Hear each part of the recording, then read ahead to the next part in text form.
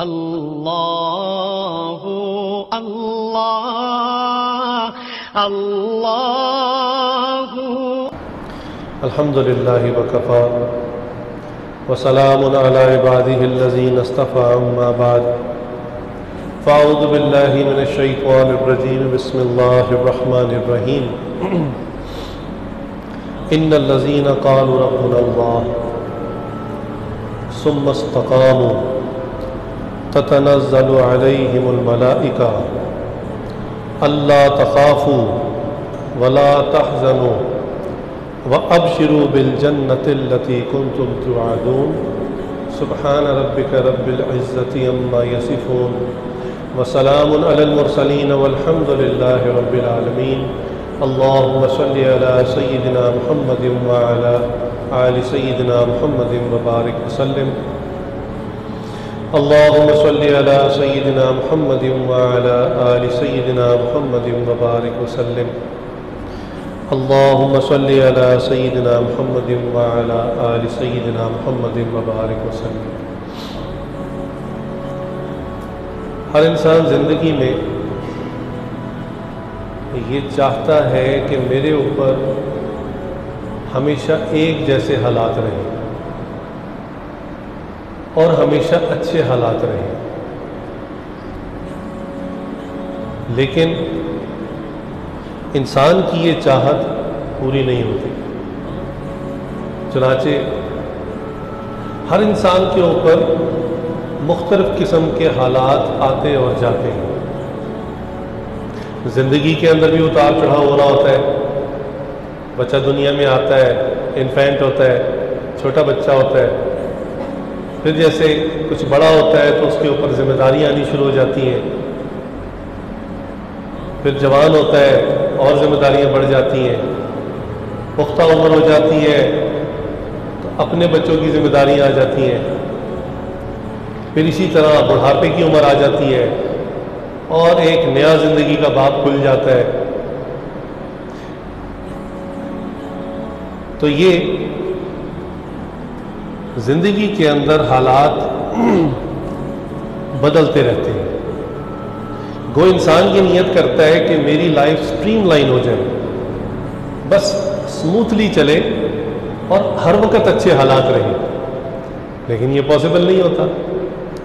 چنانچہ ہر شخص، ہم میں سے ہر شخص کی زندگی میں 8 طرح کے احوال اس کے اوپر زندگی میں آتے جاتے رہتے ہیں، ایوری ٹائم۔ اس 8 حالات کے اندر ہی ہماری زندگی گزرتی ہے۔ چنانچہ پہلی حالت کیا ہے؟ سرور، خوشی، ہمیں خوشی ملتی ہے۔ ایک نوجوان یونیورسٹی میں پڑھ رہا ہے، اس نے محنت کی ہے، سال کے اخیر میں اس کو ڈگری مل گئی ہے، اس کو بہت خوشی ہوتی ہے۔ ایک نوجوان کی شادی ہو گئی ہے، اس کو اس کی بہت خوشی ہوتی ہے کہ جہاں میری چاہت تھی میری وہاں شادی ہو گئی۔ اسی طرح ایک بندہ بزنس شروع کرتا ہے، اس کو بزنس میں پروفٹ ہوتا ہے، کامیابی ہوتی ہے، اس کو بہت خوشی ہوتی ہے۔ تو یہ خوشی کے حالات بھی ہم پر آتے ہیں، لیکن اسی کے ساتھ ساتھ حزن یعنی غم کے حالات بھی ہم پر آتے ہیں۔ ہم چاہیں یا نہ چاہیں غم کے حالات آتے ہیں۔ چنانچہ کچھ نوجوان محنت کرنے کے باوجود ڈگری نہیں لے پاتے، فیل ہو جاتے ہیں، ان کے اوپر ایک غم ہوتا ہے۔ کوئی نوجوان چاہتا ہے میری فلاں جگہ شادی ہو جائے، اس کی وہاں شادی نہیں ہو پاتی، اس کے اوپر ایک غم ہوتا ہے۔ اسی طرح کاروبار کے اندر اور زندگی کے دیگر احوال کے اندر اس کے اوپر مختلف غم آتے رہتے ہیں۔ اسی طرح تیسری کیفیت وصل کی ہے کہ کبھی انسان کی اپنے محبوب سے ملاقات ہو جاتی ہے، اپنے چاہنے والوں سے ملاقات ہو جاتی ہے، تو اس کو وصل نصیب ہو جاتا ہے۔ یہ بھی زندگی کی ایک سٹیج ہے۔ اور کبھی زندگی میں ہجر آتا ہے، جدائی آ جاتی ہے۔ چنانچہ بعض لوگ وقتی جدائی اٹھاتے ہیں اور بعض کا کوئی قریبی فوت ہو جاتا ہے تو پھر مستقل جدائی ہو جاتی ہے۔ اسی طرح عسرن تنگی کے حالات، تنگی بھی زندگی کی حالتوں میں سے ایک حالت ہے کہ بندے کے اوپر تنگی آ جاتی ہے، مالی طور پر تنگی ہو گئی، حالات تنگ ہو گئے، سچویشن ایسی بن گئی، لیکن یہ بھی مستقل نہیں رہتی۔ چنانچہ چھٹی حالت ہے یسرن آسانی، کہ بندے کے اوپر آسانی کے حوالے آ جاتے ہیں، بعض کا بہت فتوحات ہونی شروع ہو جاتی ہیں، ہر کام سیدھا ہونا شروع ہو جاتا ہے، لیکن یہ کیفیت بھی آتی جاتی رہتی ہے۔ ساتویں کیفیت سقمن یعنی بیماری کی کیفیت، ایک بندہ کہے کہ میں ہمیشہ صحت مند رہوں، ممکن نہیں ہے، بہرحال انسان بیمار ہو جاتا ہے، بیماری کے حوالے بھی اس کے اوپر آتے ہیں، اور کبھی عافیت نصیب ہوتی ہے اور انسان کو صحت نصیب ہوتی ہے۔ تو یہ 8 طرح کے حالات ہیں جو ہر وقت ہماری زندگی میں آتے اور جاتے رہتے ہیں۔ ہم چاہے پلان کریں کہ زندگی ہماری اسموتھ رہے، اسٹیڈی رہے اور ہمیشہ اچھے حالات رہیں، لیکن ہماری نیت کے باوجود ان حالات سے ہمیں گزرنا پڑتا ہے۔ اب ان حالات کے اتار چڑھاؤ کے آنے سے ہمارے عمل میں، ہماری زندگی میں فرق نہ آئے، اس کے لیے کیا چیز ہے؟ کوئی ایسی چیز بھی ہونی چاہیے نا کہ حالات تو بے شک آتے جاتے رہیں اور ہم اپنی لائف میں اپنی زندگی کی گاڑی کو اسموتھ چلاتے رہیں۔ اس کے لیے جو چیز ہے، جو نعمت ہے، اس کا نام ہے استقامت، کہ حالات جیسے مرضی آتے رہیں، بندہ صبر کے ساتھ، حوصلے کے ساتھ، استقامت کے ساتھ چلتا رہے۔ لائف شوڈ گو آن، حالات جیسے مرضی خراب ہو جائیں، اور یہی آج کا موضوع بھی ہے۔ چنانچہ آج ہم نے دیکھا کہ دنیا کے اندر جو بڑے لوگ ہیں، جو کامیاب ہوئے ہیں، آج نوجوان ان کی کامیابی کو دیکھ کر ویسا بننا تو چاہتے ہیں، لیکن جن مشقتوں سے اور زندگی کے مختلف حالات سے وہ گزرے ہیں، اس حالات سے نہیں گزرنا چاہتے۔ کہتے ہیں میں نے ویسا کامیاب بننا ہے، میرا وہ مینٹور ہے، وہ میرا آئیڈیل ہے، میں اس جیسا بننا چاہتا ہوں۔ لیکن جب آپ کسی آئیڈیل جیسا بننا چاہتے ہیں، آپ اس کی زندگی کے حالات تو پڑھیں، آپ کو پتہ چلے گا کہ اس کی زندگی میں کتنے اتار چڑھاؤ آئے، کتنی مشقتیں آئیں، اور وہ تمام مشقتوں سے استقامت کے ساتھ مقابلہ کرتے کرتے کرتے بالآخر کامیابی کا زینہ چڑھا۔ آج کل کے نوجوانوں کی حالت یہ ہے کہ they are always looking for a shortcut, کہتے ہیں بس اوور نائٹ چینج آ جائے، راتوں رات جمپ لگ جائے، مجھے محنت نہ کرنی پڑے، پڑھائی نہ کرنی پڑے، بزنس نہ کرنا پڑے، بس راتوں رات کروڑ پتی بن جاؤں۔ تو دیکھ لیجئے ایسا ہونا بہت محال ہے، ہمیں حالات میں سے ہی گزرنا پڑتا ہے۔ دیکھیں امتحان 3 طرح کے ہوتے ہیں، چونکہ یونیورسٹی کے بچے زیادہ ہیں یہاں، مثالیں بھی اسی سے ریلیونٹ ہیں۔ ایگزامز 3 طرح کے ہوتے ہیں، یا تو زبانی یعنی تقریری امتحان ہوتا ہے جس کو اورل ٹیسٹ کہتے ہیں، وائوا ہوتا ہے، زبانی کلامی ایگزامنر کے سامنے بیٹھ کر سوالوں کے جواب دینے ہوتے ہیں، یا ریٹن ٹیسٹ ہوتا ہے کہ آپ کو پیپر دے دیا جاتا ہے اور کہتے ہیں لکھیں، سوالوں کے جواب لکھیں۔ اور ایک اور بھی امتحان کی شکل ہے کہ آپ نے کچھ عمل کر کے دکھانا ہوتا ہے، اس کو کہتے ہیں پریکٹیکل۔ تو یہ تینوں امتحان کی صورتیں ہیں۔ زندگی کا جو امتحان ہے وہ عملی امتحان ہے، یہ نہ زبانی کلامی باتوں سے پار ہوگا، نہ اچھی اچھی تحریریں لکھنے سے پار ہوگا، یہ عمل سے پار ہوگا۔ چنانچہ بہت سارے نوجوان ماشاءاللہ فیس بک کے بڑے زبردست لکھاری ہوتے ہیں، واٹس ایپ پہ 2-2 کلومیٹر کے میسج کر رہے ہوتے ہیں، اور اپنی زندگی میں عمل کوئی نہیں۔ تو یہ جو زندگی کا امتحان ہے یہ عملی امتحان ہے، یہ صرف باتوں سے یا تحریروں سے پار نہیں ہوگا۔ چنانچہ اسی لیے کہتے ہیں کہ life is full of surprises, یہ زندگی میں نہ چاہتے ہوئے بھی آپ کو کوئی نہ کوئی سرپرائز ملے گا، and you have to face it, آپ کو اس کا مقابلہ ڈٹ کر کرنا ہے۔ چنانچہ دو چیزیں ہم انسانوں کو بہت بری لگتی ہیں، ایک کا نام ہے ریزسٹنس اور ایک کا نام ہے فیلئر، کہ ہم سب کو ناکامی بہت بری لگتی ہے، اور زندگی میں چلتے چلتے جو مزاحمت آتی ہے نا، رکاوٹیں آتی ہیں، وہ ہم سب کو بہت بری لگتی ہیں۔ آج آپ کو یہ عاجز بات عرض کرے گا کہ اللہ کی شان ہے کہ زندگی میں ناکامی اور زندگی کی رکاوٹیں یہی انسان کی ترقی کا ذریعہ ہوا کرتی ہیں۔ جن چیزوں سے انسان گھبراتا ہے اور دعائیں کرتا ہے کہ یہ مجھے فیس نہ کرنی پڑے، خیر عافیت کی دعا تو کرنی چاہیے ہمیشہ، لیکن انسان دل میں ہمیشہ ڈرتا ہے، بھاگتا ہے کہ نہ میری زندگی میں کبھی ناکامی آئے، نہ مجھے کبھی کوئی مزاحمت آئے۔ یہی وہ دو چیزیں ہیں جس کی وجہ سے انسان کو ترقی ملا کرتی ہے۔ اب چونکہ سائنس پڑھنے والے بھی بہت سارے بچے ہیں، خالی میری بات سن کر مان تو نہیں جائیں گے نا، اب دلیل مانگیں گے، تو چلیں آپ کو کچھ دلیلیں بھی پیش کرتے ہیں۔ دیکھیں، بعض اوقات زندگی میں ناکامی سوئے ہوئے انسان کو جگا دیتی ہے، اس کے اندر ایک عزم، ایک ہیجان پیدا کر دیتی ہے، ایک طوفان پیدا کر دیتی ہے کہ میں فیل ہوا، اب آئندہ میں فیل نہیں ہوں گا، تو وہ اس کے لیے ایک موٹیویٹنگ فورس بن جاتی ہے۔ حالانکہ فیل ہو رہا ہے، حالانکہ زندگی میں مشقتیں آ رہی ہیں، لیکن یہی اس کے لیے کامیابی کا ذریعہ بن جاتی ہے۔ چنانچہ خلافت عثمانیہ کے دور میں صلیبی جنگیں ہوئیں، تو فرنگیوں کے ساتھ مسلمانوں کی جنگیں ہوئیں۔ اب نتیجہ کیا ہوا؟ مسلمان جیت گئے، لیکن مسلمانوں کے جیتنے کے بعد کیا ہوا کہ مسلمان صلیبی جنگیں جیت کر میٹھی نیند سو گئے، اور وہ کافر جنگیں ہار کر جیت گئے، جاگ گئے۔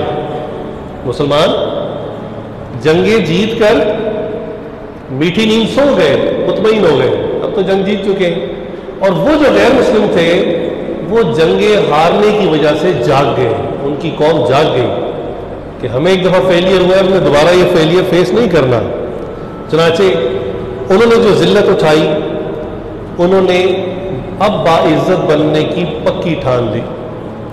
انہوں نے ناکامی اٹھائی تو انہوں نے کامیاب ہونے کی قسمیں کھائیں، ان کو کامیابی نہ ملی تو انہوں نے دن رات محنت کرنے کا پختہ عزم کر لیا۔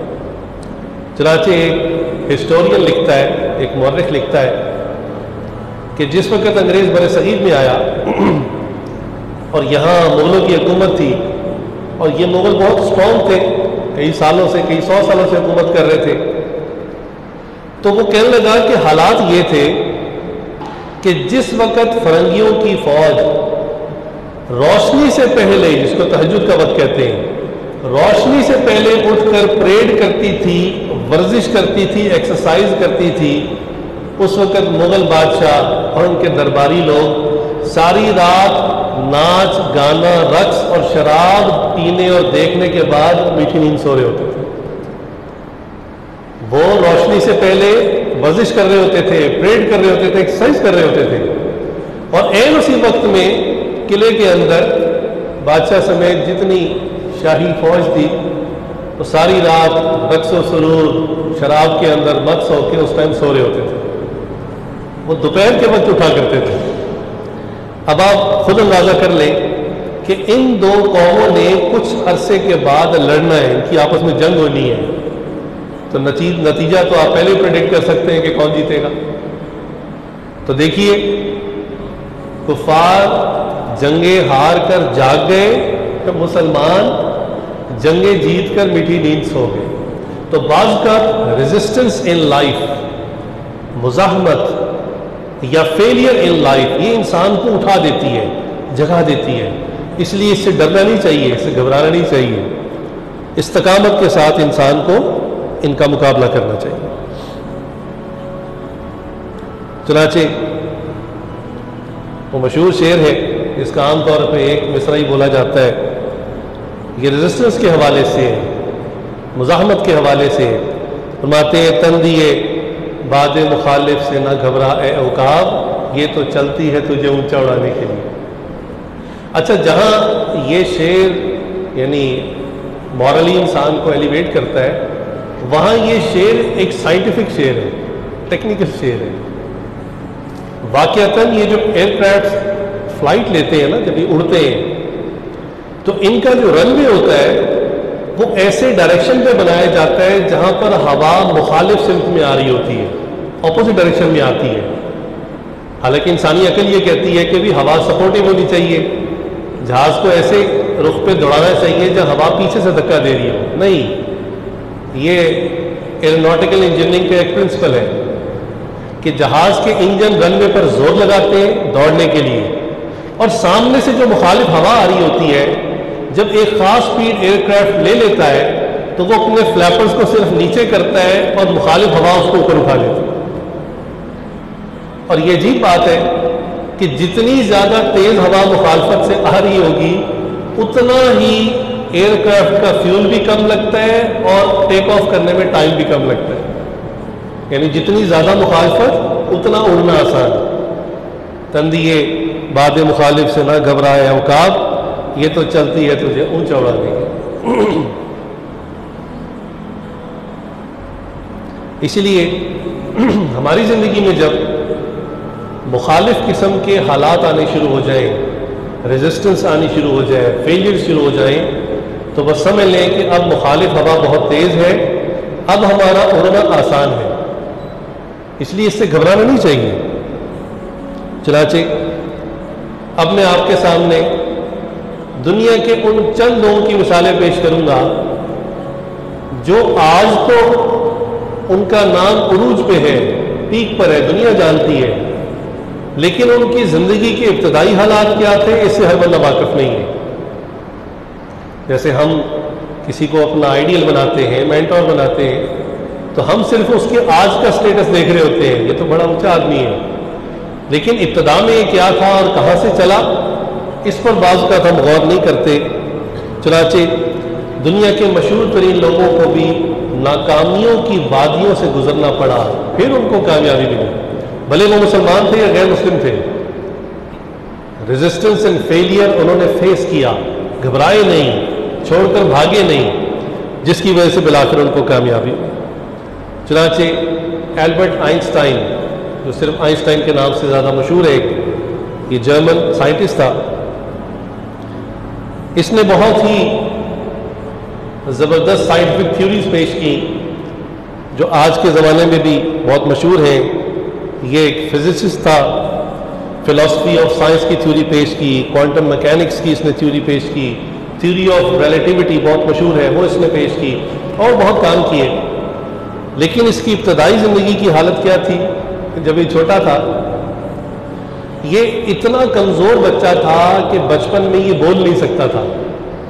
آپ کو پتہ ہے کہ جو بچہ آج بھی چھوٹا بچہ جلدی بول نہ سکے تو اس کو ذہنی طور پہ ڈم شمار کیا جاتا ہے کہ یہ کن ذہن ہے، کہ یہ لفظوں کو پک نہیں کر پا رہا۔ اور جو بچہ تیز ہوتا ہے، ہوشیار ہوتا ہے، ہم نے دیکھا وہ بہت چھوٹی عمر میں بولنا شروع کر دیتا ہے۔ تو آئنسٹائن کی اپنی حالت یہ تھی کہ یہ بچپن میں جلدی بول نہیں پایا، 4 سال کی عمر تک یہ بولنا نہیں سیکھا تھا۔ اسکول کے اندر یہ انتہائی ذہنی کمزور بچوں کے اندر شمار ہوتا تھا، نالائق بچوں کے اندر شمار ہوتا تھا۔ پھر اس نے بڑے ہو کر ٹیچر بننے کے لیے اپلائی کیا، ٹیچنگ کے لیے، اور ٹیچنگ کا جب اس کو امتحان پاس کرنے کے لیے ایگزامینیشن کے لیے بٹھایا گیا تو یہ ٹیچنگ کا ایگزام بھی پاس نہ کر پایا۔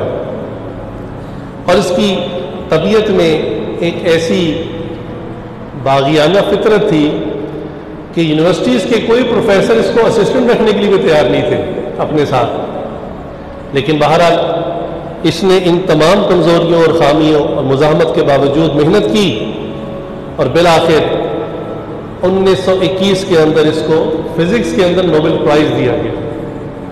تو دیکھیے آج کے نوجوان اس کے نوبل پرائز اور نام کو تو دیکھتے ہیں، لیکن پیچھے جس گھاٹیوں سے یہ گزرا ہے اس کو نہیں دیکھتے۔ اسی طرح الیکٹریسٹی اور الیکٹرک بلب ایجاد کرنے والا بندہ تھامس ایڈیسن، یہ ایک امریکن انوینٹر تھا،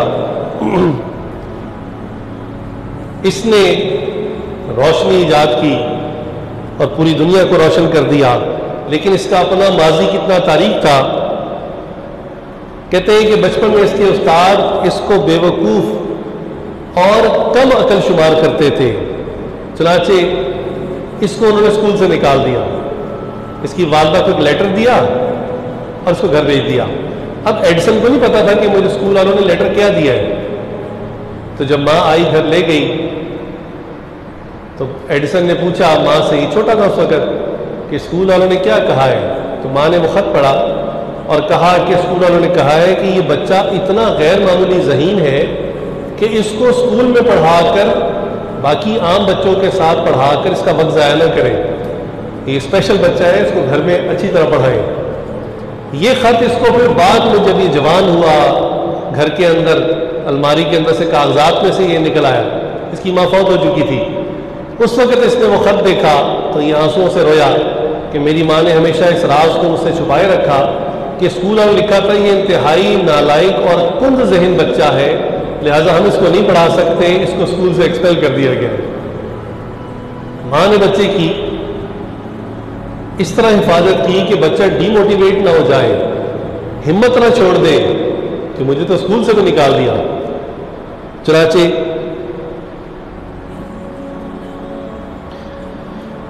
اس نے جب پہلی مرتبہ ملازمت کی، جاب کے لیے اپلائی کیا، تو 2 مرتبہ اس کو اس کی ملازمت سے نکال دیا گیا۔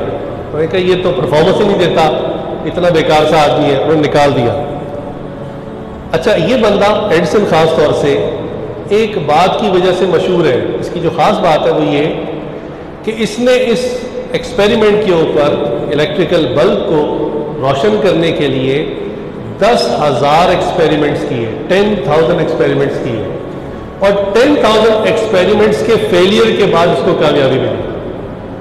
بہت بات ہوتی ہے کہ 10,000 مرتبہ بندہ تجربات کرے اور ناکام رہے اور پھر کامیابی ملے، بڑا مشکل کام ہے۔ چنانچہ ایک مرتبہ اس سے ایک صحافی نے پوچھا کہ بھی جب آپ کو 10,000 مرتبہ ناکامی کا سامنا کرنا پڑا تو آپ نا امید ہو کر پیچھے نہیں ہٹ گئے، چھوڑ نہیں دیا؟ تو اس نے عجیب جواب دیا، اس نے کہا کہ میں کیوں ہمت ہارتا اور میں کیوں خود اپنے آپ کو ناکام سمجھتا کہ اب میرے علم میں اضافہ ہو گیا کہ الیکٹریکل بلب ان 10,000 طریقوں سے روشن نہیں ہو سکتا، اس کے علاوہ روشن ہوگا۔ علم میں اضافہ ہو گیا نا۔ تو دیکھیے اس نے بات فیلئر کو کتنے مثبت انداز سے لیا، اس نے کہا اب میری نالج میں اضافہ ہو گیا ہے، یہ فیلئر نہیں ہے، اب مجھے پتہ چل گیا کہ ان 10,000 طریقوں سے الیکٹریکل بلب روشن نہیں ہوگا، اس کے علاوہ روشن ہوگا۔ تو دیکھیے کتنی اس کی ہمت تھی۔ پھر اس نے بہت ساری مشہور کوٹس بھی کہیں جو آج بھی نیٹ پہ موجود ہے، اس میں سے چند ایک میں آپ کے سامنے پیش کر رہا ہوں۔ اس نے کہا کہ آئی ہیو ناٹ فیلڈ، یہ 10,000 تجربات کے اوپر اس نے بات کی کہ I have not field, I have just found 10,000 ways that will not work۔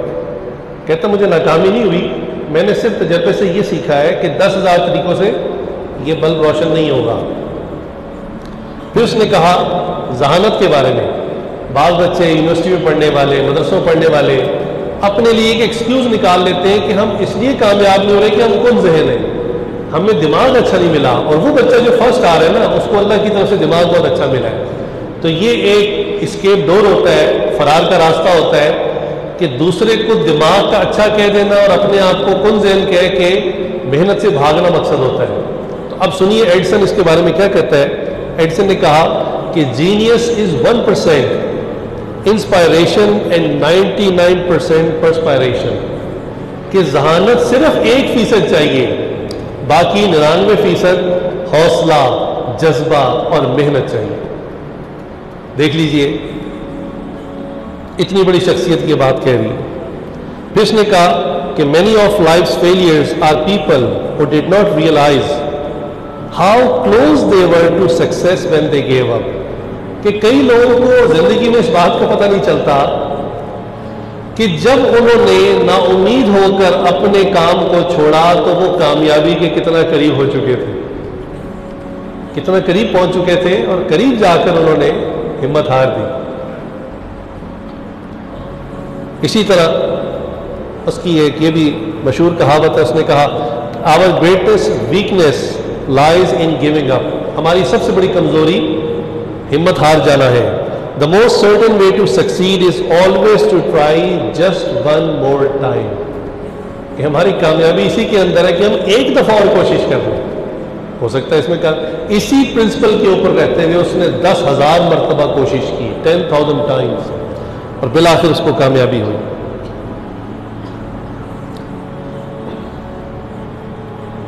ابراہیم لنکن، یہ سابقہ امریکن پریزیڈنٹ گزرا ہے، اس کی ابتدائی زندگی اس طرح تھی کہ 9 سال کی عمر میں اس کی والدہ فوت ہو گئی، تو اب اس کی کیئر ٹیکنگ والا کوئی نہیں تھا، تو اس نے خود سے محنت شروع کی. آرمی میں گیا، حالت یہ کہ آرمی سے نکال دیا گیا. کاروبار کیا، کاروبار ناکام ہو گیا. الیکشن کے لیے اپلائی کیا، الیکشن کے لیے کوشش کی، 8 مرتبہ الیکشن ہارا، اور بالآخر 1 مرتبہ اور کوشش کی، امریکہ کا صدر بن گیا. پھر امریکہ کا صدر بن گیا اور اس نے سول وار لڑی اور انسانوں کی جو غلامی کا قانون تھا اس کو ختم کروایا ہے. جو افریقن مسلمز تھے ان کو سلیو بنایا جاتا تھا، سلیوری کا سسٹم تھا، اس نے اتنا بڑا کام کیا کہ اس غلامی کے سسٹم کو ختم کروایا. آپ کی خاص انٹرسٹ کی ایک شخصیت ہے اسٹیو جابز. ایپل آئی فون اکثر بچوں کے پاس ہے. اس کا جو مجد ہے، جو کمپنی ہے ایپل، تو یہ اسٹیو جابز اس کا جو اونر ہے، جو اصل بندہ ہے. اس کی ابتدائی زندگی آپ میں سے کیوں نہیں پڑھی ہوگی، یہ تو فل آف فیلیئرز تھا، لیکن اس نے بھی ہمت نہیں ہاری. یہ انتہائی ناکامیوں سے گزرا، حتیٰ کہ ناکامی کی انتہا دیکھیں کہ اس نے اپنی ایپل کمپنی کے لیے سی او ہائر کیا کہ میرے کام میں سپورٹ ہوگی، مجھے کوئی پروفیشنل لینا چاہیے. اب جب اس نے پروفیشنل ہائر کیا تو اس پروفیشنل نے 2 سال کے اندر پوری کمپنی پہ ایسا قبضہ کیا، شیئرز وغیرہ خرید لیے کہ 2 سال کے بعد خود اسٹیو جابز کو اپنی ہی کمپنی سے نکلوا دیا. اسٹیو جابز ساری زندگی اس پر حیران ہوتا ہے اور کہتا ہے کہ ایسی عجیب سی بات ہے کہ کسی بندے کو جو مالک ہو ایک کمپنی کا، اس کو اس کی کمپنی سے نکال دیا جائے. کہنے لگے میرے ساتھ یہ ہوا ہے. پھر وہ خود کہتا ہے کہ یہ اتنی بڑی ناکامی اور دھچکا تھا کہ اس کے بعد مجھے خودکشی کے خیالات آنے لگ پڑے. اور اس نے خود کہا کہ اس طرح کی ناکامی کے بعد اکثر وہ خودکشی کر لیا کرتے ہیں، لیکن اس نے ہمت نہیں ہاری. اس کے بعد اس نے ایک اور کمپنی بنائی نیکسٹ کمپیوٹرز کے نام سے. خیر وہ بھی فیلئر ہوئی، بزنس نہ کر سکی. اس کے بعد اس نے پگزر کمپنی کے نام سے ایک کمپنی بنائی، یہ اینیمیشن کمپنیز ہے، اور یہ اتنی کامیاب ہوئی کہ بالآخر ایپل نے پگزر کو بائی بیک کیا اور اسٹیو جابز کو واپس کمپنی کے اندر لے کر آئے. اور پھر اس نے یہ مشہور زمانہ products iPod, iPad, iPhone جو ہے لانچ کی، اور آج دنیا اس کا نام جانتی ہے. تو دیکھیے عروج پہ جانے کے لیے بہت کچھ جھیلنا پڑتا ہے، حوصلے سے کام کرنا پڑتا ہے، ہمت سے، استقامت سے کام کرنا پڑتا ہے.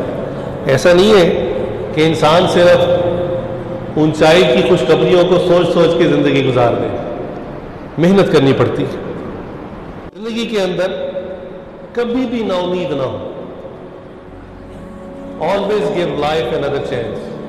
ہمیشہ جتنی مرضی بڑی ناکامی ہو جائے ہمیشہ سوچیں کہ نہیں، ایک موقع اور دینا چاہیے. چنانچہ ہمارے حضرت نے ایک واقعہ سنایا جھنگ کا. مان لیں گے کہ ایک جھنگ کا نوجوان تھا، جھنگ کا رہنے والا، تو وہ اپنے گھر سے بھاگ گیا. کئی سالوں کے بعد اس کو اپنے ایک پرانے دوست سے اس کی ملاقات ہوئی فیصل آباد کے اندر. تو اس نے کہا بھی سناؤ کیا حال ہے، تم کدھر تھے، کہاں چلے گئے؟ تو اس نے ملتے ہی کہا یار اللہ کا شکر ہے میں میٹرک میں فیل ہو گیا. اس نے کہا اچھا یہ کیا بات ہوئی کہ اللہ کا شکر ہے میٹرک میں فیل ہو گیا؟ اس نے کہا بھی دیکھو اگر میں میٹرک میں پاس ہو جاتا تو آج کہیں کلرک لگا ہوتا ہے FABA کر کے، لیکن اللہ کا شکر ہے میں میٹرک میں فیل ہو گیا. بتاؤ تو صحیح ہوا کیا تمہارے ساتھ؟ کہنے لگے بھی میں نے میٹرک کا امتحان دیا تھا اور رزلٹ آیا، میں فیل ہو گیا. اب ابا جی کی مار سے کے ڈر سے میں شہر چھوڑ کے بھاگ گیا. قریبی شہر فیصل آباد ہے، کہنے لگا وہاں چلا گیا اور وہاں جا کر میں نے ارادہ کیا کہ میں بوٹ پالش کر لوں گا یا کوئی گاڑیاں صاف کر لوں گا, چھوٹے موٹے کام کر لوں گا, گھر نہیں جاؤں گا. یعنی اس نے سوچا کہ اب میں ہمیشہ کے لیے فیلئر ہے, میں گھر نہیں جا سکتا, والد صاحب کو فیس نہیں کر سکتا. چنانچہ یہ ادھر آ گیا اور یہاں اس نے محنت شروع کر دی. کہتا ہے اللہ کی شان, محنت کرتے کرتے کرتے اسی طرح چھوٹے چھوٹے کام کرتے مجھے ترقی ملی. تو میں نے موزے, دستانے اور تھوڑی بہت انڈر گارمنٹس جو ہے وہ خرید لی اور گلے میں ایک پھٹا ڈال کر اس کو سیل کرنا شروع کر دیا. کہتا وقت گزرتا گیا, میں محنت سے پیسے جوڑتا گیا. ایک وقت آیا کہ میرے پاس اتنے پیسے اکٹھے ہو گئے کہ ایک جو بڑا بازار تھا, مین بازار, اس میں ایک دکان کے آگے مجھے ایک جگہ مل گئی پھٹا لگانے کی. میں وہاں بیٹھ کر جو انڈر گارمنٹس بیچنا شروع کر دی. کہنے لگے پھر مجھے ترقی ملتی گئی, میں پیسے جوڑتا گیا, ہمت سے, استقامت سے, حوصلے سے چلتا رہا. تو ایک وقت ایسا بھی آیا کہ میں نے ایک دکان باقاعدہ کرائے کے اوپر لے لی اور کہنے لگے آج میرے یہ حالات ہیں کہ اس وقت میں 4 انڈر گارمنٹس کی دکانوں کا خود مالک ہوں. کہنے لگے خدا کا شکر ہے میں میٹرک میں فیل ہو گیا, پاس ہو جاتا تو میں بھی تیری طرح کلرک لگا ہوتا کہیں دفتر میں, آج میرے پاس اپنا بزنس ہے. تو دیکھیے یہ جو بندہ سوچتا ہے کہ زندگی بس ایک فیلئر کے بعد ختم ہو گئی, نہیں, آپ کو لائف کو ایک اور چانس دینا چاہیے. ہو سکتا ہے جس ڈائریکشن میں آپ کامیابی کو سوچ رہے ہیں اس ڈائریکشن میں آپ کے لیے کامیابی نہ ہو, کسی اور ڈائریکشن میں ہو. اس لیے ہمت کبھی نہیں ہارنی چاہیے. چنانچہ نا امیدی اور خودکشی یہ دونوں حرام ہیں. ان دونوں کا آپس میں بڑا گہرا ریلیشن شپ ہے. جب بندہ نا امید ہوتا ہے زندگی میں ریزسٹنس سے, فیلئر سے, تو پھر اس کو یہ خیالات آتے ہیں کہ میں اپنی جان ختم کر لیتا ہوں, اب تو میرے آگے اندھیرا ہے, لائف تو ختم ہو گئی. اس لیے وہ پھر خودکشی کی اٹیمپٹ کرتا ہے. لہٰذا امتحان میں فیل ہو جانا, عشق میں ناکامی ہو جانا یا کاروبار میں کوئی بڑا نقصان ہو جانا, اس سے زندگی کا اختتام نہیں ہو جاتا. لائف کو ایک اور چانس دینا چاہیے, استقامت کے ساتھ زندگی کے راستے پر چلتے رہنا چاہیے. جن بچوں کو پراپر گائیڈنس نہیں ملتی وہ عموماً اس طرح جب فیلئر ان کی زندگی میں آتا ہے یا بہت ریزسٹنس آتی ہے تو وہ پریشان ہو کے پھر خودکشی کا راستہ اختیار کرتے ہیں. ہمارے اسی زمانے کی مشہور بات ہے کہ ایک گیم بہت فیمس ہوئی بلو ویل کے نام سے. دنیا میں کئی بچوں نے اس کو کھیلا اور بالآخر خودکشی کر دی. اس گیم کا ڈیزائن ہی ایسا تھا کہ اس میں مختلف ٹاسک دیے جاتے تھے اور آخری ٹاسک یہ ہوتا تھا کہ اب آپ اپنی لائف کو ختم کر دیں. تو ظاہری سی بات ہے ایک نارمل بچہ جو زندگی میں کامیابی کی طرف بڑھ رہا ہے وہ تو ایسی اٹیمپٹ نہیں کرتا تھا. لیکن بہت سارے ایسے بچے جو اپنے دل کے اندر محسوس کرتے تھے کہ اب ہم اس ریزسٹنس کو مزید برداشت نہیں کر سکتے, مزید زندگی میں فیلئر کو برداشت نہیں کر سکتے, استقامت کا دامن انہوں نے ہاتھ سے چھوڑا اور بالآخر خودکشی کر دی. اس لیے استقامت ہر حال میں انسان کو مضبوطی سے پکڑنی چاہیے. یہ تو اب تک کچھ واقعات اور معاملات تھے دنیاوی کاموں کے اعتبار سے, لیکن یہی اصول استقامت کا دین کے اندر بھی استعمال ہوتا ہے. چنانچہ ترقی دنیا کی ہو یا دین کی ہو, استقامت لازمی ہے. بغیر استقامت کے آج تک کوئی کامیاب نہ ہو سکا. مسئلہ یہ ہے کہ دنیا کے اندر تو مزاحمت, ریزسٹنس تھوڑی ہے, دین کے اندر ریزسٹنس زیادہ ہے, مزاحمت زیادہ ہے.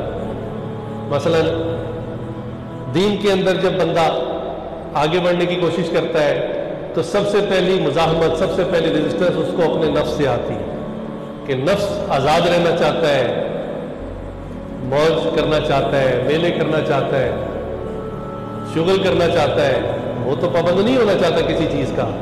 اس لیے نفس بہت چھٹپٹاتا ہے, بہت جو ہے وہ انسان کو باغی کرنے کی کوشش کرتا ہے. تو اس وقت انسان کو نفس کا مقابلہ استقامت کے ساتھ کرنا چاہیے کہ نہیں, یہی راستہ ہے نجات کا, مجھے اسی راستے پہ چلنا ہے. دوسری مزاحمت، دوسری ریزسٹنس انسان کو شیطان ابلیس کی طرف سے آتی ہے کہ وہ نئے نئے وسوسے ڈالتا ہے، عجیب عجیب وسوسے ڈالتا ہے، وساوس کے ذریعے انسان کو اس کے ٹریک سے ہٹانے کی کوشش کرتا ہے۔ چنانچہ بہت سارے بچے دین کے، نیکی کے قریب آ جاتے ہیں، بعض اوقات لباس تبدیل کر لیتے ہیں، چہرہ سنت کے مطابق بنا لیتے ہیں، تو شیطان ان کو عجیب عجیب وسوسے ڈالتا ہے۔ عموماً ایک وسوسہ ہوتا ہے، اب تیری شادی کوئی نہیں ہوگی، اب تجھے کوئی پسند نہیں کرے گا، تو مولوی بن گیا، تیرا تو گیٹ اپ حلیہ ہی مولوی والا ہے، اب کون پسند کرے گا تجھے؟ تو اس قسم کے وسوسے ڈال کر اس کو گمراہ کرتا ہے۔ جو بچے مدارس میں پڑھتے ہیں، ان کے اپنے بھائی، ان کے کزن وغیرہ کوئی انجینئر بن رہا ہے، کوئی ڈاکٹر بن رہا ہے، تو ان کو شیطان وسوسے ڈالتا ہے کہ بھائی تیرا دماغ ٹھیک ہے، سب دنیا میں آگے بڑھ رہے ہیں، کوئی انجینئر بن رہا ہے، کوئی ڈاکٹر بن رہا ہے، ترقی کر رہے ہیں، اور تو ادھر مسجد میں آ کے بیٹھ گیا، مدرسے میں آ کے بیٹھ گیا، دماغ ٹھیک ہے تیرا؟ تو شیطان اس طرح کے وساوس کے ذریعے انسان کے لیے مزاحمت پیدا کرتا ہے۔ اس کا مقابلہ بھی استقامت کے ساتھ ڈٹ کر کرنا چاہیے۔ اور تیسری مزاحمت، تیسری ریزسٹنس انسان کو خود انسانوں سے ہوتی ہے۔ کہتے ہیں نا، بعض لوگ انسان کی شکل میں شیطان ہوتے ہیں، اور ہمارے اکابر نے بتایا کہ واقعی اتنا گمراہ خود اصل شیطان نہیں کر سکتا جتنا ایک برا انسان انسان کو گمراہ کر دیتا ہے۔ آپ نے نہیں دیکھا کہ شیطان تو صرف بد نظری کا یا کسی برے کام کا خیال دل میں ڈالتا ہے، لیکن جو برا انسان، جو دوست بنا ہوتا ہے، وہ ہاتھ سے پکڑ کر زبردستی اس برائی کی جگہ پہ لے جاتا ہے۔ اب اتنی ضرورت تو شیطان کو بھی نہیں ہے کہ انسان کو ہاتھ سے پکڑ کر وہاں لے جائے، وہ بیچارہ صرف خیال ہی ڈال سکتا ہے، ایک انٹیوشن دے سکتا ہے، اس سے زیادہ اس کا کچھ زور نہیں چلتا۔ لیکن جو برا دوست ہے، برا انسان ہے، وہ انسان کو گمراہ کرنے کے لیے ہاتھ سے پکڑ کر اس جگہ پر لے جاتا ہے۔ اسی لیے قیامت کے دن جہنم کے اندر جو مختلف عذاب ہیں، اس میں ایک عجیب عذاب کا ذکر ہے، انسان اس کو پڑھتا ہے تو حیران ہو جاتا ہے۔ ایک تو یہ عذاب ہوگا کہ جہنم کے اندر آگ لگی ہوگی، فرشتے مار رہے ہوں گے، بھوک ہوگی، پیاس ہوگی، اور معاملات ہوں گے۔ ایک عذاب یہ بھی ہوگا کہ کچھ انسان دوسرے انسانوں کو آپس میں مار رہے ہوں گے، ایک دوسرے کو مار رہے ہوں گے جہنم کے اندر۔ تو پوچھا جائے گا کہ یہ آپس میں ایک دوسرے کو کیوں مار رہے ہیں؟ تو اسے بتایا جائے گا یہ وہ دنیاوی دوست تھے جو ایک دوسرے کو گناہ کے راستے پر، گناہوں کی جگہ پر ہاتھ پکڑ کے لے جائے کرتے تھے۔ آج یہ بھی جہنم میں، وہ بھی جہنم میں، اب یہ اس کو مار رہا ہے، وہ اس کو مار رہا ہے کہ تیری وجہ سے میں جہنم میں ہوں، وہ کہتا نہیں تیری وجہ سے میں جہنم میں ہوں۔ تو دیکھیے یہ تین طرح کی ریزسٹنس انسان کو آتی ہے جب انسان دین کے اندر آگے بڑھنے کی کوشش کرتا ہے، نفس کی طرف سے، شیطان کی طرف سے، اور خود بعض انسانوں کی طرف سے۔ ہم بعض کا یہ سمجھتے ہیں کہ اگر ہم کسی دن جوش کے اندر بہت سارے نفل پڑھ لیں یا کئی سارے سپارے پڑھ لیں، یہ چیز شاید اللہ کو بہت محبوب ہے۔ یہ یاد رکھیں کہ اللہ تعالیٰ کو استقامت والا عمل زیادہ محبوب ہے، وہ عمل جو بے شک تھوڑا ہو لیکن روزانہ ہو، اس عمل سے اللہ تعالیٰ کو زیادہ محبوب ہے جو آپ جوش کے اندر ایک ہی مرتبہ 6 سپارے پڑھ لیے اور پھر اگلے 6 مہینے قرآن کھول کے نہ دیکھا۔ اللہ تعالیٰ کو استقامت والی عبادت پسند ہے۔ آپ چاہے آدھا سپارہ روز پڑھیں لیکن روزانہ کھولیں، آپ چاہے تھوڑا ذکر کریں لیکن روزانہ کریں۔ اللہ تعالیٰ کو استقامت والی عبادت زیادہ قبول ہے۔ چنانچہ رمضان المبارک کے اندر ہر بندے کے نیکی کے اعمال بڑھ جاتے ہیں، ظاہر سی بات ہے۔ تو حضرت تھانوی رحمۃ اللہ سے کسی نے پوچھا کہ حضرت آپ کے رمضان المبارک میں معمولات کیا ہوتے ہیں؟ تو حضرت نے فرمایا کہ وہی جو عام دنوں میں ہوتے ہیں وہی رمضان میں ہوتے ہیں۔ تو بندہ بڑا حیران ہوا، اس نے کہا حضرت رمضان میں تو عام سا مسلمان بھی، عام نوجوان بھی بہت کوشش کر کے اپنے اعمال کو، ذکر تلاوت کو بڑھا لیتا ہے، اور آپ فرما رہے ہیں کہ میرے وہی جو روزانہ کے معمولات ہیں وہی رمضان میں ہوتے ہیں۔ تو حضرت نے فرمایا کہ بھائی دن تو وہی 24 گھنٹے کا ہے نا، تو میں نے سارا سال اپنے 24 گھنٹے کو اعمال سے اس طرح مزین کر لیا ہے، اس طرح شیڈیول کر لیا ہے کہ رمضان ہو یا غیر رمضان اس میں مزید کسی عمل کے اضافے کی گنجائش ہی نہیں ہے. سارا سال ان حضرات کا رمضان کی مانند گزرتا تھا اور استقامت کے ساتھ پورا سال اس پر عمل کرتے تھے. اللہ تعالیٰ کو یہ عمل محبوب ہے.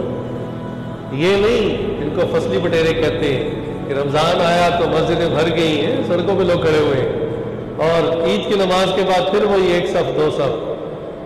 تو اللہ تعالیٰ کو استقامت والا عمل زیادہ پسند ہے اس عمل سے جو مقدار میں زیادہ ہو لیکن بغیر استقامت کے ہو.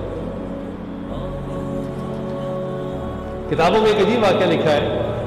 اللہ کے ایک ولی گزرے حضرت سری سکھتی رحمۃ اللہ علیہ. یہ اپنا واقعہ نقل کرتے ہیں کہ میں ایک مرتبہ سفر پہ جا رہا تھا, راستے میں تھکاوٹ ہوئی تو فرماتے ہیں کہ میں کچھ دیر آرام کرنے کی نیت سے ایک درخت کے نیچے لیٹ گیا. کہنے لگے جب آنکھ کھلی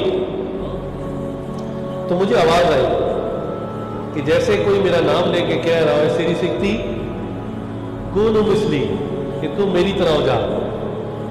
کہنے لگے میں نے جو دیکھا تو کوئی بندہ نہیں تھا. جب غور کیا تو پتہ چلا کہ اسی درخت میں سے آواز آ رہی تھی جس کے سائے میں لیٹا ہوا تھا. تو میں نے اس سے کلام کیا اور کہا کہ بھائی میں تیری طرح کیسے ہو جاؤں, کیا مطلب ہے اس کا؟ اس نے آگے سے درخت نے کہا کہ دیکھو میں اتنا اچھا ہوں یا میرا اخلاق اتنا اچھا ہے کہ لوگ مجھے پتھر مارتے ہیں, جوتے مارتے ہیں اور میں جواب میں ان کو پھل لوٹاتا ہوں. میں اتنا اچھا ہوں کہ جب کوئی مجھے جوتا مارتا ہے, پتھر مارتا ہے, تو میں اس کا جواب اس انداز میں دیتا ہوں کہ وہ تو جوتا مارتے ہیں, میں ان کو جواب میں پھل لوٹاتا ہوں. تو سری سکھتی رحمۃ اللہ بڑے متاثر ہوئے کہ واقعی اس نے بات تو بڑی زبردست کی ہے. پھر ان کے دل میں خیال آیا, اللہ کے ولی تھے, دل میں نقطہ آیا. انہوں نے کہا کہ بھائی اگر تو اتنا ہی اونچے درجے کا ہے, اتنے اونچے مقام کا ہے, تو یہ بتا کہ اللہ تعالیٰ نے تجھے دنیا میں بھی اور آخرت میں بھی آگ کی غذا کیوں بنائی ہے؟ آگ جب بھی جلاتے ہیں آپ کو پتہ لکڑی چاہیے ہوتی ہے. تو فرمایا کہ بھی اللہ تعالیٰ نے ایسی سزا تجھے کیوں دی؟ تیرا کون سا ایسا عمل ہے کہ جس کی وجہ سے اللہ تعالیٰ نے آگ کی غذا تجھے بنا دیا؟ تو وہ درخت جو ہے اس نے ٹھنڈی آگ بھری اور اس نے کہا کہ میرے اندر صفات بہت ہیں, خوبیاں بہت ہیں, لیکن ایک بہت بڑا عیب ہے اور وہ یہ ہے کہ جدھر کی ہوا چلتی ہے میں اسی طرف کو جھک جاتا ہوں. میرے اندر استقامت نہیں ہے, جدھر کی ہوا ہوتی ہے میں ادھر جھک جاتا ہوں. اس سے انہوں نے پھر نقطہ بیان کیا کہ انسان کو بھی استقامت کے ساتھ اپنے راستے پر, سلوک کے راستے پر چلتے رہنا چاہیے. ایسا نہیں کہ ادھر کا فیشن آیا تو یہ اختیار کر لیا, ادھر کا فیشن آیا تو وہ اختیار کر لیا, ادھر سے دھکا پڑا ادھر چلے گئے, ادھر سے دھکا پڑا ادھر چلے گئے. یہ جو راستے سے بار بار ہٹنا ہے یہ پسندیدہ نہیں ہے. استقامت کے ساتھ ڈٹے رہنا یہ پسندیدہ ہے. چنانچہ آپ نے دیکھا ہوگا کہ جب طوفان آتے ہیں, سیلاب آتے ہیں, تو جو ہلکی چیزیں ہوتی ہیں وزن میں وہ پانی کے ساتھ بہہ جاتی ہیں. تنکے, کاغذ, بھوسا, یہ سب پانی کے ساتھ بہاؤ میں بہہ جاتے ہیں. لیکن جو مضبوط چٹانیں ہوتی ہیں نا وہ اپنی جگہ قائم رہتی ہیں. جتنا مرضی طوفان آ جائے چٹانیں اپنی جگہ سے نہیں ہلا کرتی. لہٰذا ہمیں استقامت کے ساتھ چٹان بننے کی ضرورت ہے. آج لوگ کہتے ہیں نا جیسا دیس ویسا بھیس, اور بھی جیسا انوائرمنٹ ہو, جیسے لوگ چل رہے ہوں آپ کو بھی ویسا بن جانا چاہیے. جبکہ عاشقان رسول کیا کہتے ہیں, ہر دیس میں نبی کا بھیس, کہ میں تو سنت پر چلوں گا بھلے دیس کوئی بھی ہو, حالات کوئی بھی ہو, فیشن کوئی بھی ہو, میں تو استقامت کے ساتھ اسی راستے پر چلوں گا. چنانچہ اللہ رب العزت نے خود ہمارے پیارے نبی حضرت محمد صلی اللہ علیہ وسلم کو استقامت کا حکم دیا. قرآن کریم میں ارشاد فرمایا فاستقم کما امرت ومن تاب معک, فرمایا آپ اس بات پر ڈٹ جائیں جس کا آپ کو حکم ہوا ہے, اور جو آپ کے ساتھ ایمان لانے والے ہیں وہ بھی اس کے اوپر ڈٹ جائیں. چنانچہ اللہ تعالیٰ نے شریعت کے اوپر ڈٹنے کا ہم سب کو حکم دیا ہے. قرآن کریم کے اندر سابقہ انبیاء کا ذکر ہے کہ پہلے جو نبی تھے ان کے اوپر کیسے حالات آئے, کتنے سخت حالات آئے, کتنے مشکل حالات آئے. اللہ اکبر. قرآن کریم کے اندر ایک جگہ ارشاد ہوا مستھم الباساء والضراء وزلزلوا حتى يقول الرسول والذين آمنوا معه متا نصر اللہ، ان پر تنگ دستی اور پریشانی اتنی آئی کہ خود انبیاء اور ان کے ماننے والے پکار اٹھے، بلبلا اٹھے، چیخ اٹھے، اللہ کی مدد کہاں ہے۔ اتنے سخت حالات ان کے اوپر آئے۔ میرے اور آپ کے اوپر تو ایسے حالات نہیں آئے۔ اتنے سخت حالات آنے کے بعد اللہ تعالیٰ نے پھر کیا فرمایا؟ الا ان نصر اللہ قریب، کہ خوب جان لو اللہ تعالیٰ کی مدد قریب ہے، اللہ کی نصرت قریب ہے۔ اس لیے انسان پر جب بھی حالات آئیں انسان کو حوصلے کے ساتھ مقابلہ کرنا چاہیے کہ اللہ کی مدد قریب ہے۔ یہاں پر نبی صلی اللہ علیہ وسلم کی مبارک زندگی کا اگر ہم جائزہ لیں تو آپ صلی اللہ علیہ وسلم کی زندگی میں کتنی مزاحمت آئی، کتنی رکاوٹیں آئیں، کیسے حالات آئے، لیکن نبی صلی اللہ علیہ وسلم استقامت کے ساتھ ڈٹے رہے۔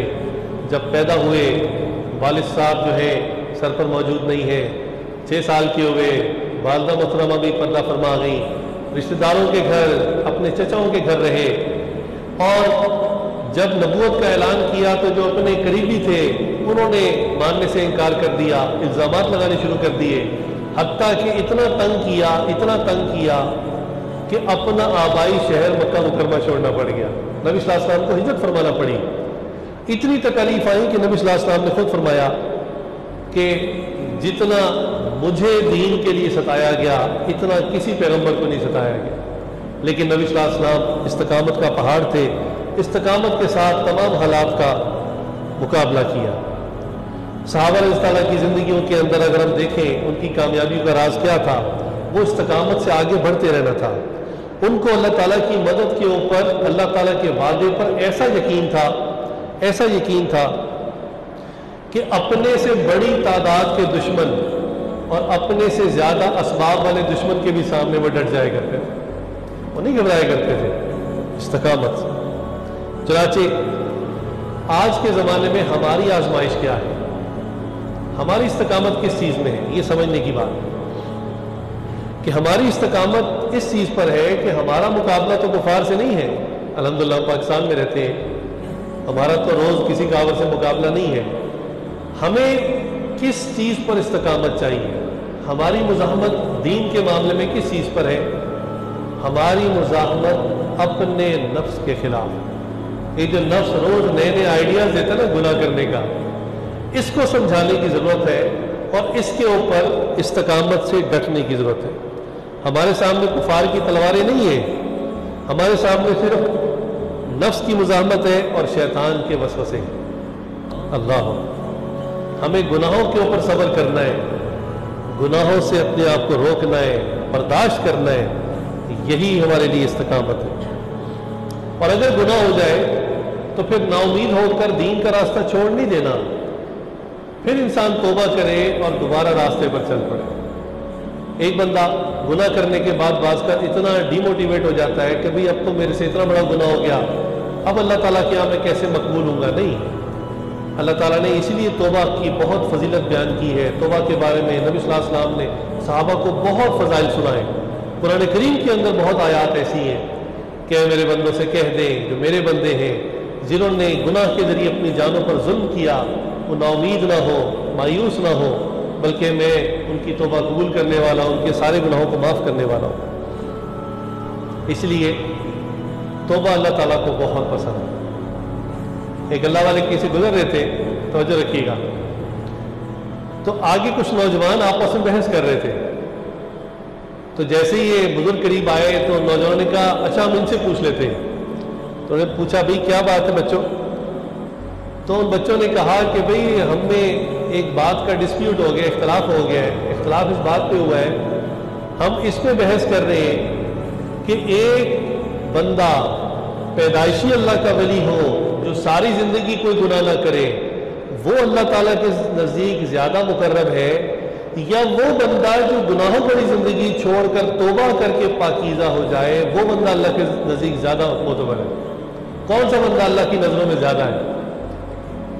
اب وہ کہنے لگے، جو بزرگ تھے کہنے لگے بچوں میں عالم تو نہیں ہوں، قرآن و حدیث سے تو میں تمہیں کچھ نہیں بتا سکتا، البتہ میں کھڈی کے اوپر نا کپڑا بنتا ہوں، میں اس سے ایک مثال تمہیں دے کر بات سمجھانے کی کوشش کرتا ہوں۔ وہ کہنے لگے کہ میرا کام ہے کہ میں کھڈی پر، پہلے زمانے میں نا کھڈیاں ہوتی تھی، اس میں دھاگے چلتے تھے، اور دھاگے کو وہ کھڈی چلا کر جو ہے کپڑا بنایا جاتا تھا، اور اس میں اگر ایک دھاگا بھی ٹوٹ جائے نا تو اس سے وہ کپڑا خراب ہو جاتا ہے، اس میں نقص آ جاتا تھا۔ تو ان دھاگوں کو بڑے غور سے دیکھنا ہوتا ہے کہ کوئی دھاگا ٹوٹے نہ۔ تو کہنے لگے کہ میں چونکہ کھڈی چلاتا ہوں تو میں ہر دھاگے کو دیکھتا ہوں، اور اگر کوئی دھاگا ایک مرتبہ ٹوٹ جائے تو میں اس کو گرا لگا دیتا ہوں، اور اس کے بعد میں کافی دیر تک اسی دھاگے کو دیکھتا رہتا ہوں کہ کہیں یہ دوبارہ نہ ٹوٹ جائے۔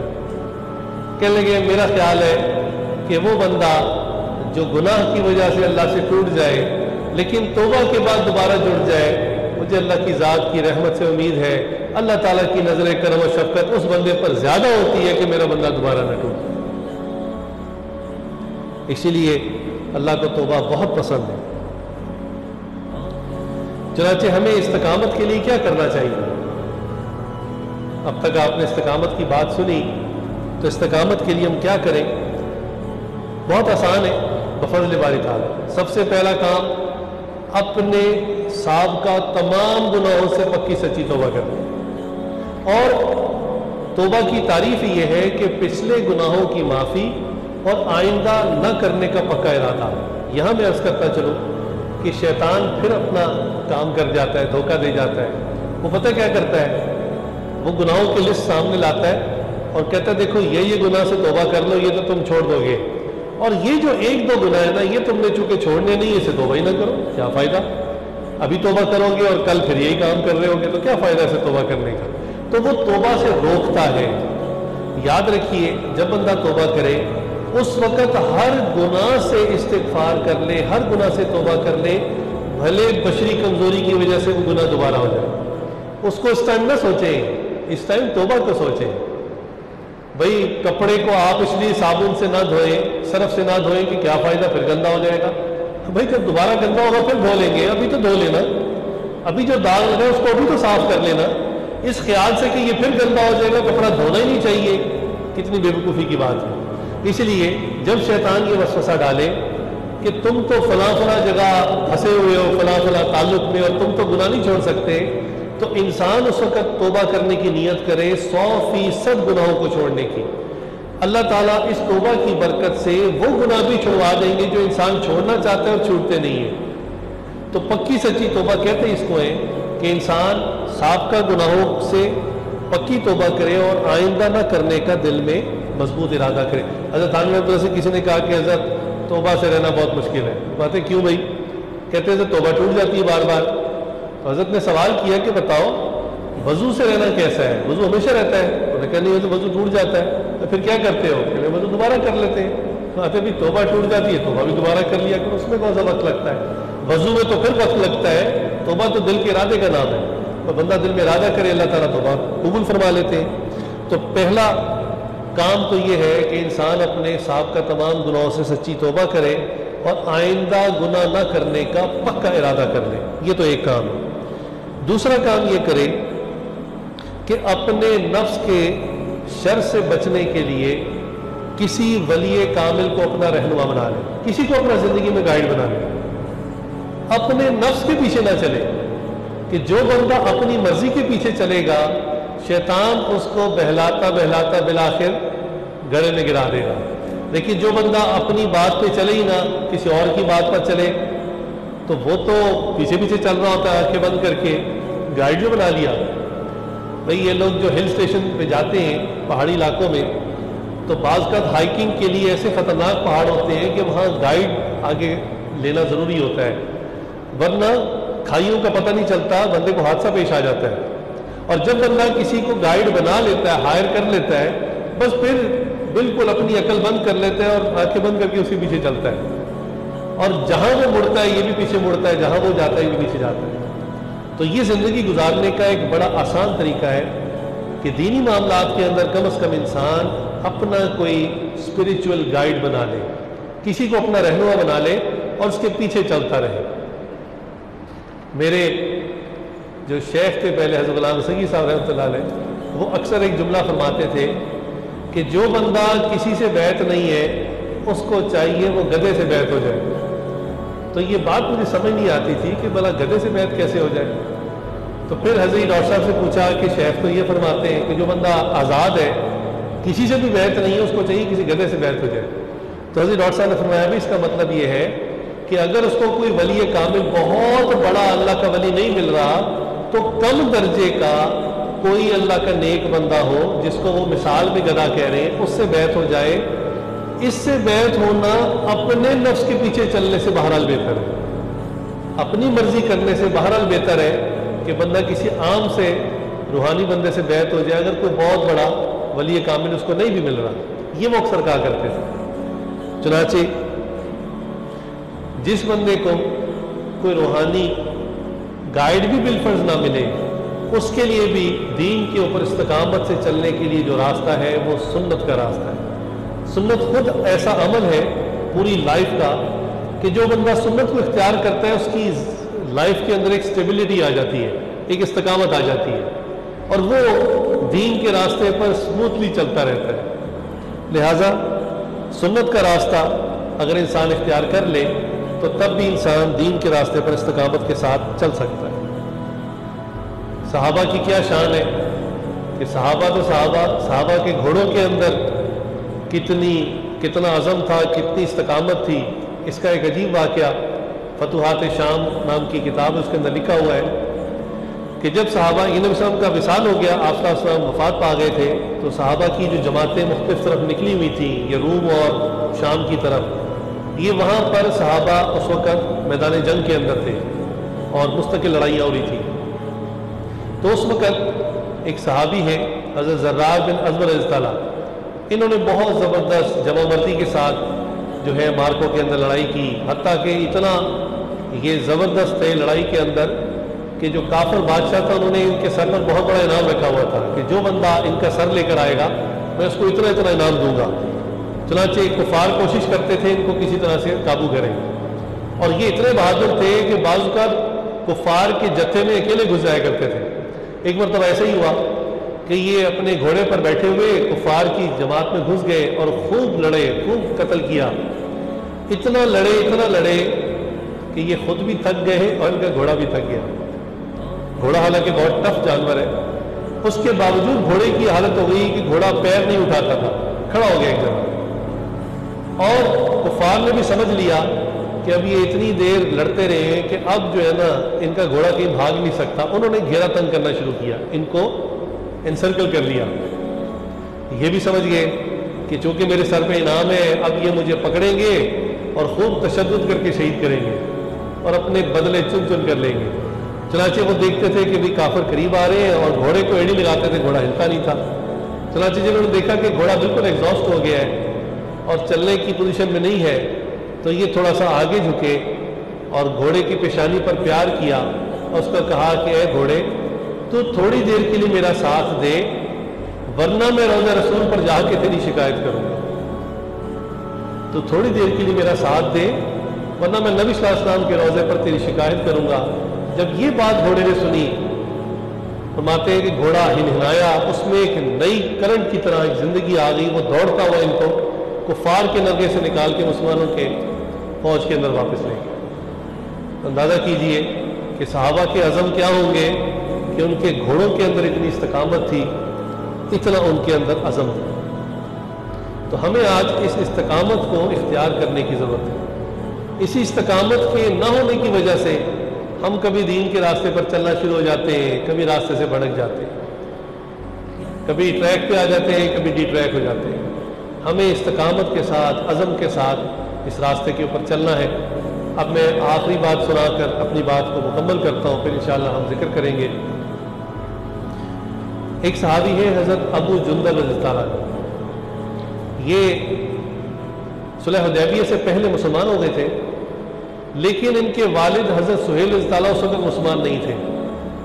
وہ چونکہ غیر مسلم تھے تو انہوں نے ان کے اوپر بہت ظلم کرنے شروع کر دیے, حتیٰ کہ وہ ان کو نبی صلی اللہ علیہ وسلم سے ملنے بھی نہیں دیتے تھے. ان کو زنجیروں کے اندر باندھ کر کمرے کے اندر, ایک کمرے میں لاک کیا ہوا تھا, اور یہ اسی حالت کے اندر رہتے تھے. چنانچہ صلح حدیبیہ کا موقع آ گیا. ان کو کہیں سے خبر پہنچ گئی کہ نبی صلی اللہ علیہ وسلم حدیبیہ کے مقام پر, مکہ سے کچھ فاصلے پر قریب ہی ایک جگہ ہے, تو نبی صلی اللہ علیہ وسلم حدیبیہ کے مقام پر پہنچے ہوئے ہیں، مسلمانوں کے لشکر بھی وہاں آئے ہوئے ہیں، تو ان کے دل میں عجیب بے چینی ہوئی، تڑپ ہوئی کہ میں کسی طرح نبی صلی اللہ علیہ وسلم کے ساتھ جا کے شامل ہو جاؤں۔ ساری زندگی انہوں نے تکلیفیں اٹھائیں، مشقتیں اٹھائیں، تو اب یہ سوچتے تھے کہ اب میرے لیے آزادی کا وقت آ گیا ہے، تو بس میں کسی طرح ان زنجیروں سے نکل جاؤں۔ خیر ان کے ہاتھ زخمی ہوئے، انہوں نے کسی طرح ان زنجیروں سے جان چھڑائی، گھر کی کھڑکی سے پھلانگے اور یہ دوڑتے ہوئے حدیبیہ کے مقام پر پہنچ گئے۔ عین اس وقت میں نبی صلی اللہ علیہ وسلم کا اور حضرت سہیل رضی اللہ عنہ اس وقت کفار کی طرف سے جو ہے وہ نمائندہ بن کر آئے تھے۔ ان کے درمیان معاہدہ ہو چکا تھا، صلح حدیبیہ کا معاہدہ ہو چکا تھا، ابھی سائن نہیں ہوا تھا۔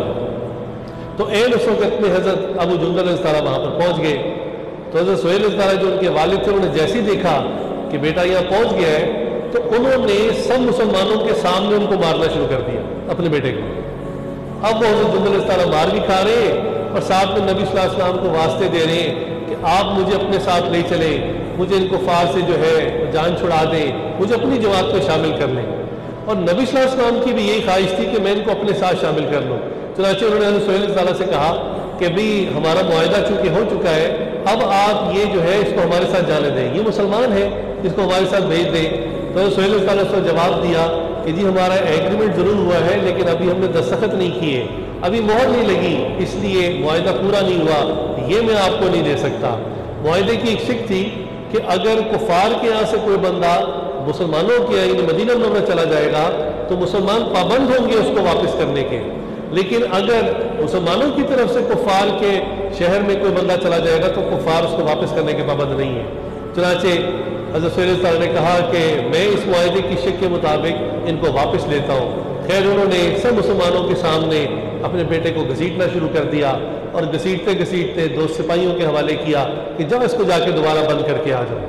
اب آپ اندازہ کیجئے حضرت ابو جندل رضی اللہ عنہ کی زندگی میں پہلے ہی بہت تکلیفیں تھیں، پہلے ہی بہت مشقتیں تھیں، اب امید کی کرن سامنے نظر آ رہی تھی کہ نبی صلی اللہ علیہ وسلم اور مسلمانوں کا لشکر سامنے کھڑا ہے، بس کسی طرح میں ان میں شامل ہو جاؤں، ان کے ساتھ ہی واپس مدینہ منورہ چلا جاؤں، لیکن اب جو ہے والد نے دوبارہ پکڑ کے جو ہے وہ حوالے کر دیا۔ خیر انہوں نے ہمت نہیں ہاری، ہمت سے استقامت سے ڈٹے رہے۔ جب وہ دو سپاہی ان کو لے کر جا رہے تھے، انہوں نے ہیلا کیا، انہوں نے ایک بندے کی نا تلوار تھی اس کی تعریف کرنی شروع کر دی کہ بھی تمہاری تلوار تو بڑی زبردست نظر آ رہی ہے، کہاں سے لی ہے؟ تو ہوتے نا بعض لوگ ذرا شیرہ لگائے تو فوراً پھول جاتے ہیں، تو اسلحے کی تعریف ہو جائے تو وہ شیخی میں دکھاتے ہیں، ہاں ہاں یہ دیکھو ہمارے پاس اسلحہ ہے۔ اس نے کہا ہاں یہ تلوار فلاں مشہور علاقے کی ہے اور یہ بڑی مہنگی تلوار۔ اس نے کہا ذرا دکھانا۔ تو جیسے ابو جندل رضی اللہ عنہ نے تلوار ہاتھ میں پکڑی، ایک ہاتھ گھمایا اور اس کو فارغ کر دیا۔ اب وہ دوسرا رہ گیا اور دوسرا معافیا مانگنے لگا، ہاتھ جوڑنے لگا کہ مجھے آپ معاف کریں۔ انہوں نے کہا چل تو بھاگ جا۔ اب سوچنے لگے کہ اب میں کہاں جاؤں، آزاد تو میں ہو گیا ہوں، لیکن اب کہاں جاؤں؟ اگر میں واپس مکہ مکرمہ جاتا ہوں تو پھر میرا والد مجھ پر وہی سختیاں کرے گا، دوبارہ مجھے بند کرنے میں باندھ دے گا۔ اگر میں نبی صلی اللہ علیہ وسلم کے پاس جاتا ہوں تو وہ صلح حدیبیہ کے معاہدے کی وجہ سے مجھے پھر واپس کر دیں گے، تو میں کہاں جاؤں؟ اب نہ لباس اضافی، نہ کوئی گھر، نہ باغ، نہ کوئی سایہ۔ انہوں نے پھر بھی ہمت سے کام لیا اور انہوں نے جنگل کا رخ کر لیا۔ مکہ کے راستے میں ایک جنگل آتا تھا، یہ وہاں چلے گئے، وہاں جا کے انہوں نے رہنا شروع کر دیا۔ اللہ ہی جانے کیا کھاتے ہوں گے، کیسے رہتے ہوں گے، لیکن تمام سختیوں کے حالات، سردی، گرمی، بخار، صحت، یہ انہوں نے وہیں پر جنگل کے اندر رہنا شروع کر دیا۔ اللہ کی شان، کچھ عرصے بعد کچھ اور اس طرح کے نوجوان تھے کہ جو کلمہ پڑھ چکے تھے اور کفار کے نرغے سے نکلنا چاہتے تھے، لیکن ان کو بھی پتا تھا کہ اگر مدینہ منورہ جائیں گے تو نبی صلی اللہ علیہ وسلم معاہدے کی وجہ سے واپس کر دیں گے۔ ان کو پتہ چلا کہ حضرت ابو جندل رضی اللہ عنہ یہاں جنگل میں بھی چھپے ہوئے، تو وہ بھی ان کے ساتھ آ کر شامل ہونا شروع ہو گئے، حتیٰ کہ یہ ایک چھوٹی سی جماعت بن گئی چند نوجوانوں کی۔ اب انہوں نے سوچا کہ بھی ہم کیا کریں، اب کھانے پینے کا گزارا کیسے کریں؟ تو انہوں نے کہا کہ بھئی معاہدہ تو کیا ہے نبی صلی اللہ علیہ وسلم نے، اور معاہدے کے پابند تو نبی صلی اللہ علیہ وسلم نے، ہم تو نہیں ہے نا، ہم تو آزاد ہیں جنگل کے اندر، ہمارے پاس تو گھر بار کچھ نہیں، لہٰذا ہم کفار کے جو ٹریڈ کاروان گزرتے ہیں نا یہاں سے تجارتی قافلے، ہم اس پر حملہ کریں گے اور اپنے کھانے پینے کی چیزیں اڑا لیا کریں گے۔ چنانچہ انہوں نے ایسے ہی کرنا شروع کیا، جو کافروں کا قافلہ گزرتا یہ اس پہ حملہ کر دیتے اور سامان سے وہ لوٹ لاٹ کے پھر جنگلوں میں غائب ہو جاتے۔ اب جب چند واقعات ایسے ہوئے تو کفار بڑا تنگ ہوئے کہ بھی مسلمان تو سارے کے سارے معاہدے کے پابند ہیں، اور مدینہ منورہ اور مکہ کے درمیان ایگریمنٹ ہو چکا، سب اس ایگریمنٹ کو فالو کر رہے ہیں، یہ جو ایک بے ڈھنگی جماعت بن گئی ہے یہ کسی کے ضابطے میں نہیں ہے۔ تو خیر کچھ عرصہ وہ برداشت کرتے رہے، لیکن بالآخر کفار نے تنگ آ کے نبی صلی اللہ علیہ وسلم کو قاصد بھیجا کہ خدا کے واسطے آپ اس بے ڈھنگی جماعت کو ایسا کریں اپنے ساتھ ہی شامل کر لیں، یہاں سے ان کو نکالیں کہ کم از کم ہمارے قافلوں کے اوپر یہ حملہ کرنا بند کریں۔ چنانچہ وہ بڑی خوشی کا دن تھا، نبی صلی اللہ علیہ وسلم کو جیسے ہی یہ پیغام ملا تو نبی صلی اللہ علیہ وسلم نے ایک خط لکھا اور اس میں لکھا کہ ابو جندل مشقت کے دن، تکلیفوں کے دن سب کے سب گزر گئے، اب اللہ کا فضل ہو گیا، اچھے دن آ گئے، جیسے ہی تمہیں یہ خط ملے فوراً یہ خط لے کر تم میرے پاس آ جانا۔ تو نبی صلی اللہ علیہ وسلم کا قاصد ان کو ڈھونڈنے کے لیے جنگل میں پہنچا، تو جب وہاں جا کر اس جماعت سے ملاقات ہوئی تو ان کو پتہ چلا کہ حضرت ابو جندل رضی اللہ عنہ بہت شدید بیمار ہیں اور بستر کے اوپر پڑے ہوئے ہیں۔ جب ان کو جا کے نبی صلی اللہ علیہ وسلم کا خط دیا تو کچھ دیر کے بعد جب باقی صحابہ ان کے کمرے میں گئے، انہوں نے کیا دیکھا کہ حضرت ابو جندل رضی اللہ عنہ کے سینے پر نبی صلی اللہ علیہ وسلم کا ایک خط پڑا ہوا تھا اور آپ رضی اللہ عنہ کی روح پرواز کر چکی تھی۔ اتنے مشقت کے حالات ساری زندگی اٹھائے، حتیٰ کہ وفات بھی اسی تکلیف کی حالت میں ہو گئی، لیکن اسلام کا دامن، تقوی کا دامن ہاتھ سے نہیں چھوڑا، استقامت کے ساتھ ڈٹے رہے، آخری وقت تک اسی کیفیت میں دنیا سے چلے گئے۔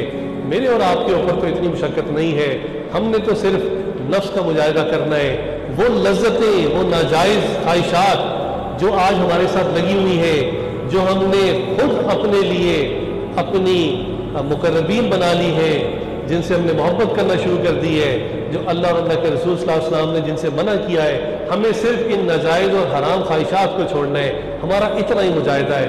اسی کو چھوڑنے کی وجہ سے ہم استقامت کے راستے پر چل نکلیں گے۔